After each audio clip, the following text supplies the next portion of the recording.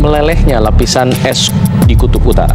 Pemanasan global membuat benua di kutub selatan Pemanasan ini global kehilangan dapat ratusan memberikan miliar ton dampak besar. setiap tahun. Munculnya pemanasan global. Menjadi rumah yang Para rapuh peneliti hutang. ini ditandai dengan cuaca ekstrim, meningkatnya suhu air laut dan karang laut.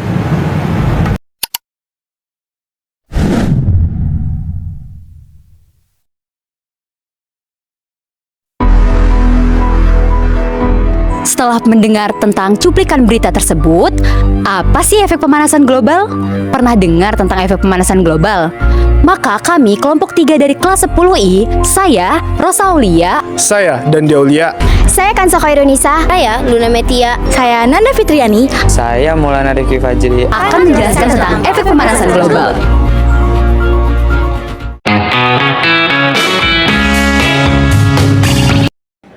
Pemanasan global atau global warming adalah adanya proses peningkatan suhu rata-rata atmosfer, laut, dan daratan bumi. Suhu rata-rata global pada permukaan bumi telah meningkat 0,74 hingga 0,18 derajat Celcius selama 100 tahun terakhir. IPCC meningkatnya bahwa sebagian besar peningkatan suhu rata-rata global sejak pertengahan abad ke-20 kemungkinan besar disebabkan oleh meningkatnya konsekuensi gas-gas rumah kaca akibat aktivitas manusia melalui efek rumah kaca.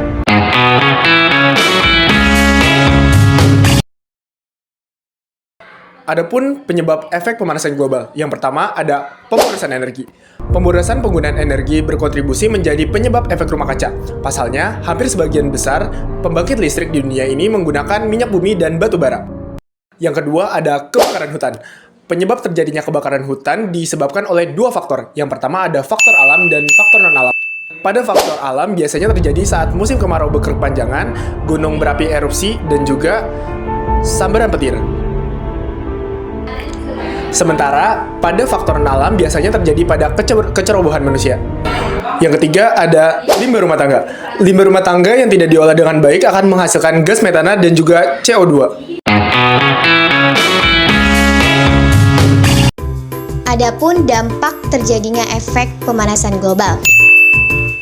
Yang pertama, terjadinya perubahan iklim dan cuaca akibat kondisi atmosfer yang berubah di berbagai lokasi di penjuru dunia. Lapisan ozon yang menipis atau rusak. Akibatnya, sinar matahari yang langsung mengenai kulit yang mengakibatkan penyakit kulit dan kanker kulit. Es di kutub utara dan selatan mencair. Hal ini mengakibatkan binatang yang ada di kutub kehilangan habitatnya.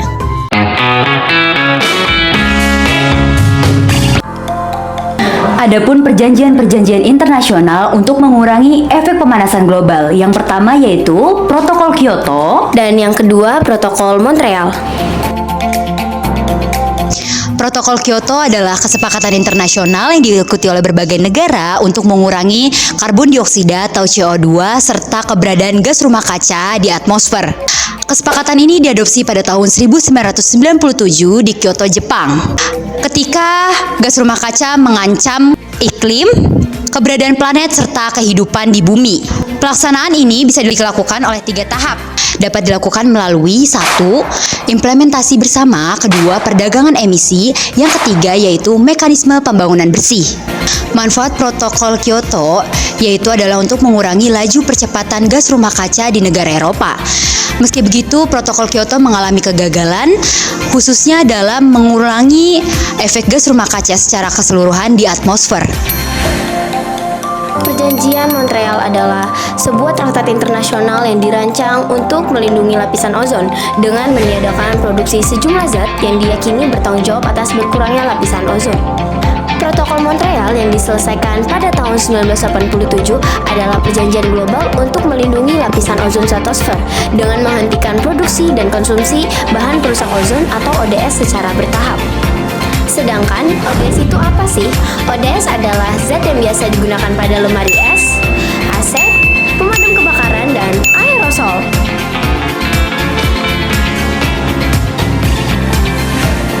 Dan ada pun gas-gas efek rumah kaca. Yang pertama adalah karbon dioksida. Karbon dioksida terbagi atas 2 atom. Yang pertama adalah oksigen, yang kedua adalah karbon. Karbon dioksida dihasilkan dari pembakaran minyak dan sejenisnya. Yang kedua adalah belerang dioksida. Minyak bumi dan batu bara mengandung senyawa tersebut, maka akan menghasilkan gas belerang. Yang ketiga adalah nitrogen dioksida.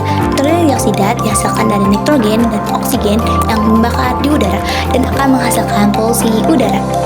Yang keempat adalah gas metana. Gas metana dihasilkan dari gas alam dan pembusukan bahan-bahan organik. Yang terakhir adalah klorofluorkarbon atau CFC.